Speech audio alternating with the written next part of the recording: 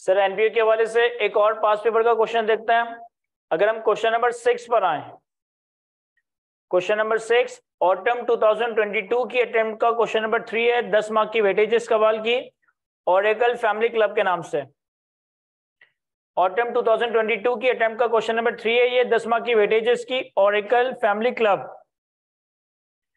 सवाल को रीड करने से पहले अगर मैं सवाल की रिक्वायरमेंट देखूं तो रिक्वायरमेंट में हमें कहता है prepare OFC statement of financial position as at 31 दिसंबर 2021। हमें 31 दिसंबर 2021 पे इस कंपनी की बैलेंस शीट प्रिपेयर करनी है। अब इंफॉर्मेशन को रीड करता है। Oracle family club was formed in January 2021। The following information is available in respect of first year of operation. हमारे पास रिसिट एंड पेमेंट अकाउंट और इनकम एंड एक्सपेंडिचर अकाउंट इन्होंने सवाल में बना के दिया है। रिसिट्स में अगर हम देखें तो subscription for 2021 2022, joining fees, canteen sales, life membership, life time membership. Payment side पे अगर हम देखें तो salaries, rent, equipment, 10% fix deposit, construction of building, canteen purchases, closing balance. Income and expenditure में salaries, rent, depreciation of equipment और surplus. और income में अगर देंगे तो subscription income, interest on fix deposits, life time membership और profit from canteen आ रहा है। फिर हमारे पास एडिशनल इंफॉर्मेशन में कहता है company operates a canteen, all sales and purchase of canteen are made for cash. कह रहे कंपनी कैंटीन ऑपरेट कर रही है और सारी सेल परचेज हमारी कैश में हुई है। Salary of canteen salesman amount rupees 90,000 is included in payments. कह रहे 90,000 रुपए की सैलरी हमने कैंटीन के सेल्समैन को पे की है। और ये जो हमारे पास रिसिट एंड पेमेंट अकाउंट में सैलरी की पेमेंट आ रही है 640, इसमें से 90,000 रुपए की सैलरी आपके कैंटीन के सेल्समैन स्टाफ की थी। आसान सा सवाल है, हमें रिसिट एंड पेमेंट और इनकम एंड एक्सपेंडिचर बना के दिया है और हमसे सवाल में बैलेंस शीट मांगी गई है। एक दफा सवाल को रीड कर ले, मैं जब तक बोर्ड रब कर लेता हूं फिर सॉल्व करते हैं इसे। चलिए सर यहाँ देखिए मैं सॉल्व करवा देता हूँ इस सवाल को। हमने इस सवाल की इंफॉर्मेशन को बस अच्छे से समझना है और चीजों को बैलेंस शीट पे प्लॉट करने की कोशिश करनी है। देखिए अगर मैं सबसे पहले सब्सक्रिप्शन को देखूं, 2021 का हम अकाउंट बना रहे हैं। रिसिट अकाउंट्स में हमारे पास 2800 की सब्सक्रिप्शन आ रही है और 2022 की 1360 की सब्सक्रिप्शन आ रही है। तो 2021 की जो सब्सक्रिप्शन रिसीव हुई है ये तो करंट ईयर में इनकम बन गई होगी। 2022 की जो सब्सक्रिप्शन रिसीव हुई है वो सब्सक्रिप्शन इन एडवांस होगी, ऐसा ही है। तो मैं लायबिलिटीज में subscription in advance that is 1360।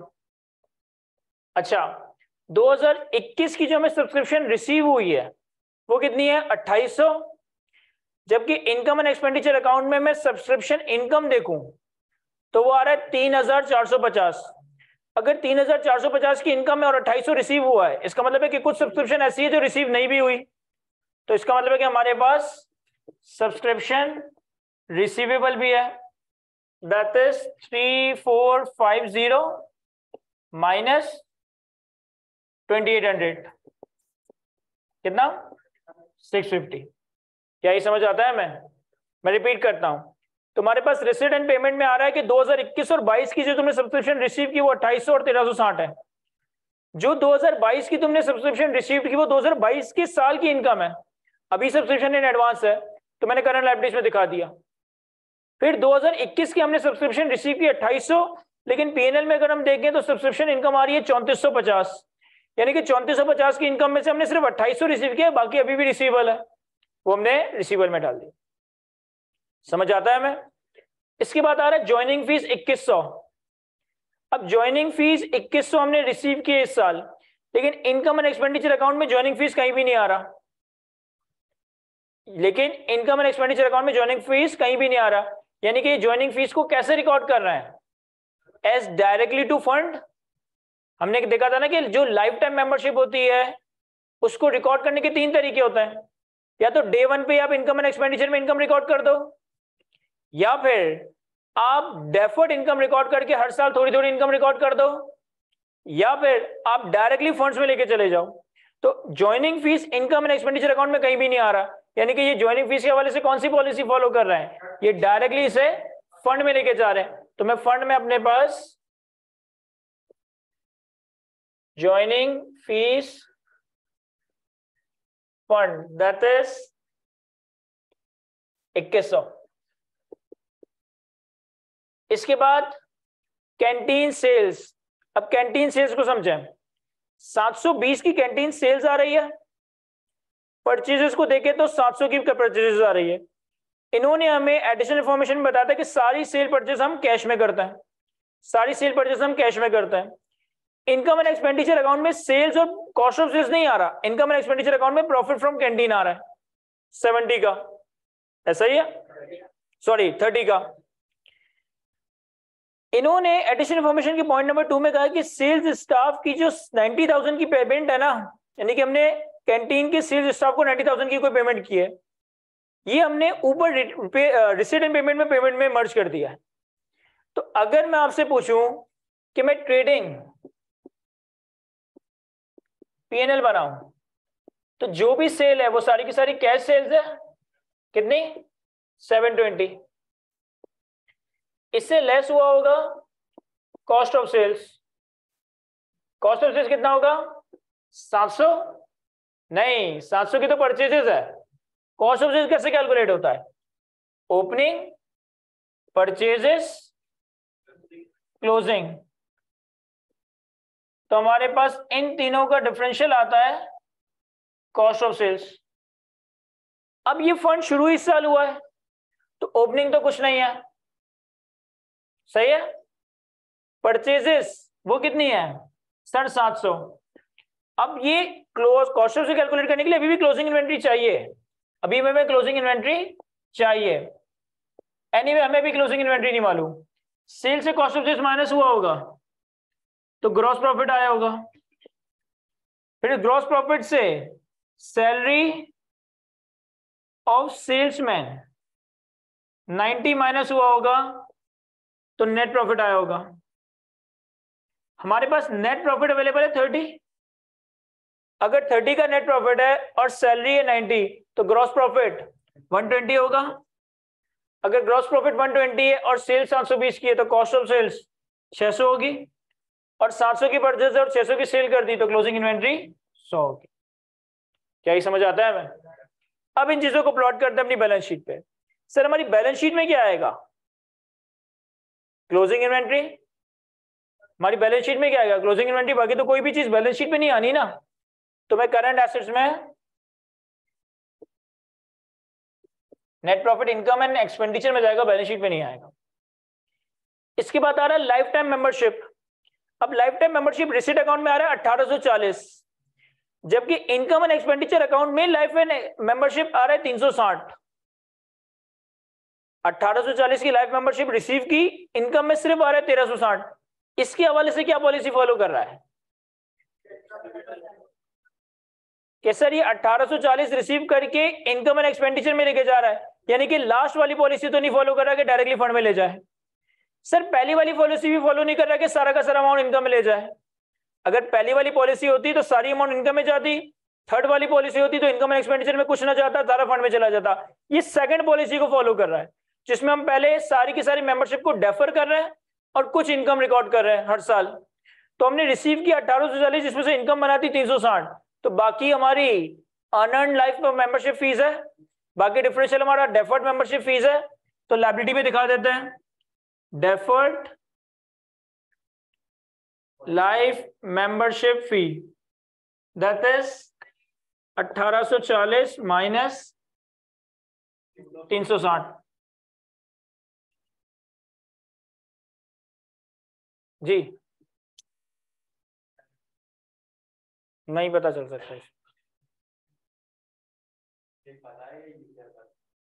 हाँ अगर ऐसा कुछ होगा कि आपको इनकम एंड एक्सपेंडिचर अकाउंट बनाया तो आपको बताएगा कि हम 5 साल में, 6 साल में, 8 साल में। हाँ अगर ना पता कि कितने साल में इनकम लेना तो फिर आप ये दो में से कोई एक assumption लो, या तो सारी की सारी इनकम में ले जाओ या फिर सारी की सारी फंड्स में ले जाओ। तो हमारी रिसीट साइड कंप्लीट हो गई। अब पेमेंट साइड पे आता है। पेमेंट साइड पे सैलरी की पेमेंट आ रही है 640, जबकि एक्सपेंडिचर अकाउंट में सैलरी एक्सपेंस देखे तो वो कितना आ रहा है 7 लाख। यानी 7 लाख के एक्सपेंस में से 640 पे किया है, तो डिफरेंशियल पेबल होगा। तो मैं सैलरी पेबल 7 लाख माइनस 640। एक मिनट, इस 7 लाख को पूरा नहीं ले सकते आप। ये जो 7 लाख रुपए का एक्सपेंस आपने लिया है और ये पेमेंट आपने ली है, तो पेमेंट में तो 90 की पेमेंट वो थी जो ट्रेडिंग पीएनएल से थी, यानी कि ये सारी पेमेंट हमारे एनपीओ की सैलरी पेमेंट नहीं है। इसको आपको एडजस्ट करना चाहिए। कैसे? 740 माइनस 700 माइनस 640 माइनस 90, क्योंकि जो 640 की पेमेंट है उसमें से 90 की सैलरी तो वो थी ना जो यहाँ एक्सपेंस रिकॉर्ड हुआ है, तो वो हटा दिया। बाकी कितनी सैलरी ऐसी थी जो एनपीओ की सैलरी में से पे हुआ है, सर वो इन दोनों का डिफरेंशियल होगा। तो 700 माइनस दीज टू का डिफरेंशियल 150। इसके बाद रेंट, रेंट की पेमेंट आ रही है 990 जबकि एक्सपेंस आ रहा है 760। पेमेंट ज्यादा एक्सपेंस कम है, तो प्रीपेड रेंट है, एडवांस रेंट है, तो मैं prepaid rent that is 990 minus 760 230। इसके बाद इक्विपमेंट 2560 इक्विपमेंट की परचेजेस आ रही है और डेप्रिसिएशन आ रहा है 200, तो carrying value cost minus depreciation होगा। तो इक्विपमेंट 2560 माइनस डेप्रिसिएशन 200, तो कितना 2360। इसके बाद 10% फिक्स डिपॉजिट, ये मेरे ख्याल है कोई हमने लॉन्ग टर्म डिपॉजिट या कोई एडवांस वगैरह दिया है। जनरली जो हम कोई बिल्डिंग या कोई कनेक्शन ले या कोई चीज रेंट पे ले तो उसका कोई डिपॉजिट वगैरह दिया है। क्या करेंगे, एसेट या liability? Sir long term asset.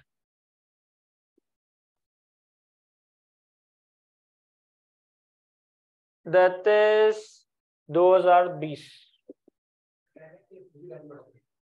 ये खुद ही 10% है। फिर कंस्ट्रक्शन ऑफ बिल्डिंग, हम बिल्डिंग के कंस्ट्रक्शन पे 1500 का खर्चा किया है, बिल्डिंग के वाले से कुछ भी डेप्रिसिएशन वगैरह नहीं आ रहा, तो ये हमारा CWIP होगा कितना 1500।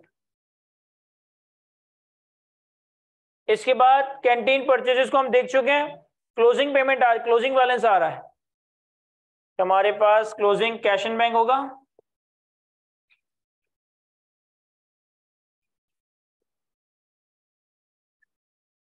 अब रिसीट एंड पेमेंट को सब देख लिया, इनकम एंड एक्सपेंडिचर में देख लेता हूं कोई चीज रहना गई हो। सैलरी हो गया, रेंट हो गया, डेप्रिसिएशन हो गया, सरप्लस।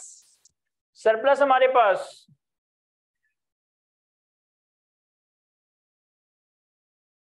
वो कितना है 2330।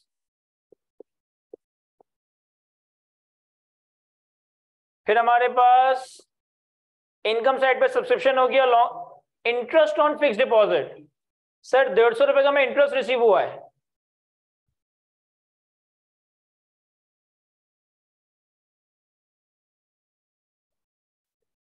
इनकम साइड पे देखिए 150 का इंटरेस्ट ऑन फिक्स डिपॉजिट आ रहा है, इसका क्या करना चाहिए? अब इंटरेस्ट इनकम आ रही है और रिसीट साइड पे कोई इंटरेस्ट रिसीविंग नहीं थी, तो अगर इनकम अर्न की रिसीव नहीं की तो ये हमारा रिसीवेबल होगा, तो इसके ऊपर की दिखा दीजिएगा इंटरेस्ट। इसके बाद लाइफ टाइम मेंबरशिप भी हम देख चुके हैं, प्रॉफिट फ्रॉम कैंटीन देख चुके हैं, तो अब हम ये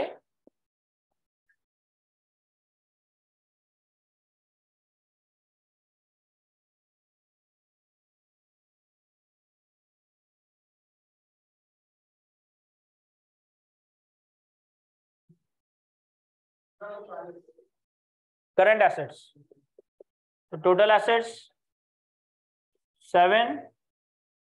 अब जितने एसेट्स होंगे उतनी ही लायबिलिटीज और फंड्स होंगे, तो 7420। ये कितना है?